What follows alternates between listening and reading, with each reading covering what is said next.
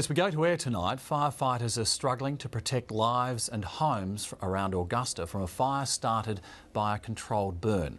That battle is being played out against the continuing fallout from the devastating Margaret River bushfire, where 40 homes and chalets were destroyed.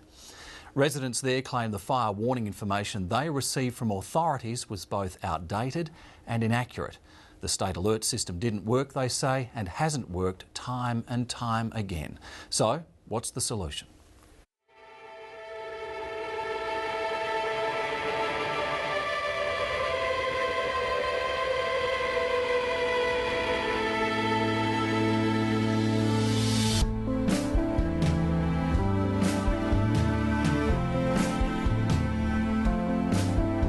This is beautiful WA bush. As you can see, there's thousands of the grass trees. Yeah, it was always a pleasure to come home to, and now we're left with this. It's devastating, mate. It's, you can have a look around you. It's, yeah, carnage. Welcome to Orchard Ramble. This is what's left of Jeff Holz's family home. It's gutted, really, to have to bring my 4- and 6-year-old boys home to how you going to live around here. Destruction and devastation made worse for Jeff Holzer because he says the alert system failed him. I received the alert, it was like 5:30. And where were you? I was in town. The house had already been burnt down for 3 hours. He's talking about FESA's state alert system, a technology which is designed to send a text message and phone call to warn of impending emergencies. The way that FESA looks at it is that state alert is not a silver bullet. It's not a means to an end. It's not the answer to everything. In this situation here, a person living in an area just north of the fire, which had been affected by fire already, it's quite possible they may have lost some property. And at this point in time, when the alert is going to be sent, this person is already gone to an evacuation centre. When we draw that polygon, shade it in and send an alert to all that area, that person that has already moved to a relocation centre will get a SMS as well. And it would seem to that person that the alert has come late. But for Jeff Holzer and other Margaret River residents, it proved difficult to know at what point the Department of Environment and Conservation's controlled burn became out of control. Because they had been burning for the last week, everyone just took it for granted that they knew that they were doing, and they'd have a backup plan or the services to be able to battle something that got out of control. And it's not the first time FESA's state alert system has come under fire. On the last 2 occasions when it was deployed, it has failed to deliver timely advice to residents.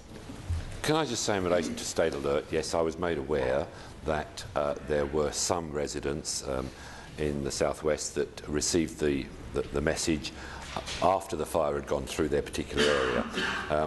I was told that that's a very, very small part, and there was a bit of a blip there.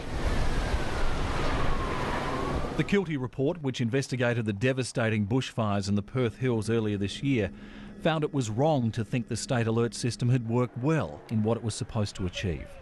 Despite FESA saying the system is not to be solely relied upon, the report revealed more than half the residents in Roleystone said state alert was their first official source of communication about the fire. But for many, it came too late or not at all. No. There was no warning for us at all. No.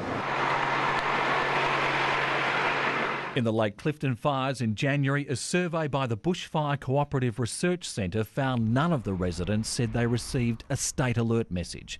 In 2J in 2009, residents again said the evacuation messages came hours after fleeing their homes. I suppose they tried to do the right thing, but yeah, it was just a little bit too late.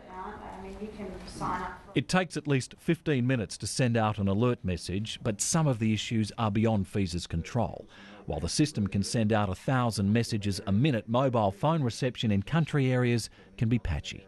And we're very, very careful that we don't overuse state alert, because we don't want people having telephone calls all the time and then to not feel that it's important when they get the state alert call. By the time the owner of the Prevelly Caravan Park and General Store got the call, the fire had already gone through. It was pretty intimidating when it came over the hill, and it just had so much speed, and the wind was so strong that it was just, it was just kind of upon us in about, half a minute. It was sort of over the hill and sort of all around us. During an emergency, the phone towers can become congested with vast amounts of traffic. But in Prevelly, Greg Holmes says he was receiving plenty of messages, just not the state alert. Well, it wasn't the only form of alert that came through late. There was the information that was going to ABC radio that everyone was listening to locally was all late and outdated by the time it came through. It was like the ABC was still repeating messages, 4 hours later over and over again. With hopes the fire threat has now eased, locals like Greg Holmes are trying to get things back to normal and attract tourists back to the southwest. The welcome mat has been laid out and the beers are cold.